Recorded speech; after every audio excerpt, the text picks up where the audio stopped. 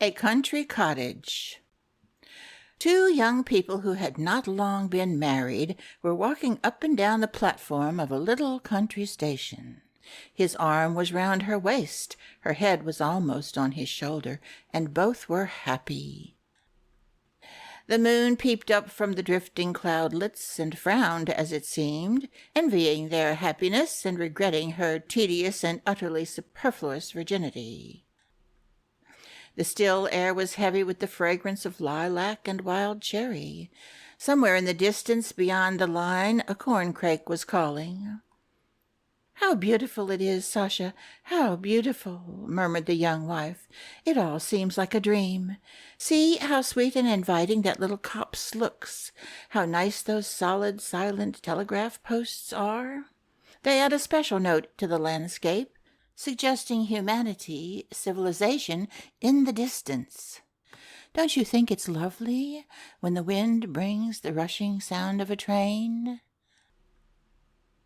"Yes, but what hot little hands you've got. That's because you're excited, Varya. What have you got for our supper tonight?" "Chicken and salad. It's a chicken just big enough for two. Then there is the salmon and sardines that were sent from town." The moon, as though she had taken a pinch of snuff, hid her face behind a cloud. Human happiness reminded her of her own loneliness, of her solitary couch beyond the hills and dales. "The train is coming," said Varya. "How jolly!" 3 eyes of fire could be seen in the distance. The station-master came out on the platform.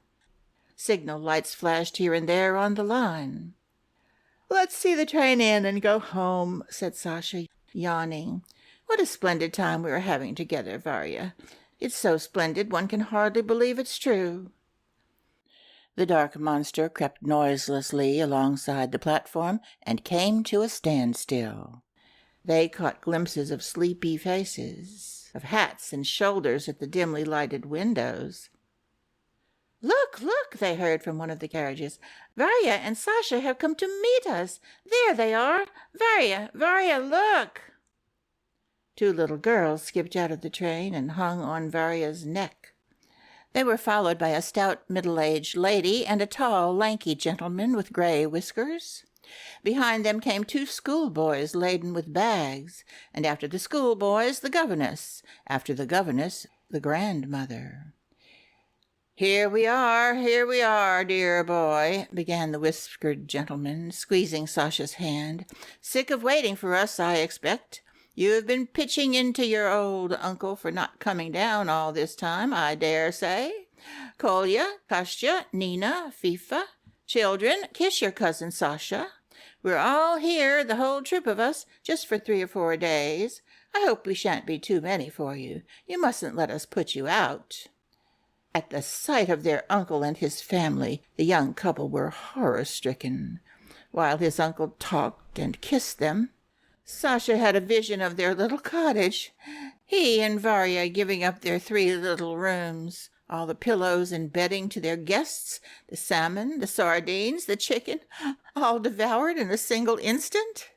The cousins plucking the flowers in their little garden, spilling the ink, filling the cottage with noise and confusion, his aunt talking continuously about her ailments and her papa's having been Baron von Fintich.